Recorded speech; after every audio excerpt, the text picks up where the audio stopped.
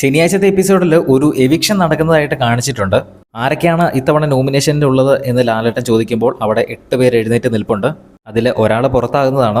Eviction നടന്നു കഴിയുമ്പോൾ ലൈവായിട്ട് തന്നെ നമ്മൾ അപ്ഡേറ്റ് ചെയ്യാം ആരാണ് പുറത്തായതെന്ന്. അത് കാണുന്നതിനായിട്ട് ചാനൽ ഒന്ന് സബ്സ്ക്രൈബ് ചെയ്യുക. ആദ്യം PR വർക്ക് എന്താണ്, ആരൊക്കെയാണ് PR കൊടുത്തത് എന്നെല്ലാം ലാലേട്ടൻ ചോദിക്കുന്നതായിട്ട് പ്രൊമോയ്ക്കകത്ത് നമുക്ക് കാണാം. അനുമോളെ ഫയർ ചെയ്യുന്നുണ്ട്. ബിന്നിയെയും അനീഷിനെയും അനുമോളെയും ലാലേട്ടൻ പൊക്കുന്നുണ്ട്. അപ്പോൾ അതിനിടയിലായിട്ട് അക്ബർ പറയുന്നുണ്ട്, ഇതൊക്കെ എല്ലാവർക്കും അറിയാവുന്ന കാര്യമല്ല ലാലേട്ട. PR വർക്കിൻ്റെ കാര്യം പറഞ്ഞപ്പോഴാണ് അക്ബർ അങ്ങനെ പറഞ്ഞത്. എനിക്ക് തോന്നുന്നു അനുമോളെ പറ്റിയുള്ള PR വർക്കിനെ പറ്റി പറഞ്ഞപ്പോൾ ആയിരിക്കണം അക്ബർ അങ്ങനെ പറഞ്ഞത്. ഏതായാലും ഇതിനൊക്കെ ശേഷമാണ് ഏറ്റവും അവസാനം ഇത്തവണ ആരൊക്കെയാണ് ഉള്ളത് എന്ന് ചോദിക്കുന്നു. അതായത് നോമിനേഷൻ ലിസ്റ്റിൽ ആരൊക്കെയാണ് ഉള്ളത് എന്നാണ് ചോദിച്ചത്. അപ്പോൾ 8 പേരും എഴുന്നേറ്റ് നിൽപ്പുണ്ട്. നെവിൻ ഒരു പ്രത്യേക രീതിയിലുള്ള എക്സ്പ്രഷനൊക്കെ ഇടുന്നുണ്ട് കേട്ടോ. എന്തായാലും അവർ 8 പേര് എഴുന്നേറ്റ് നിൽക്കുന്നു. ഒരാൾ അതിൽ നിന്ന് പുറത്താകുന്നതാണ്.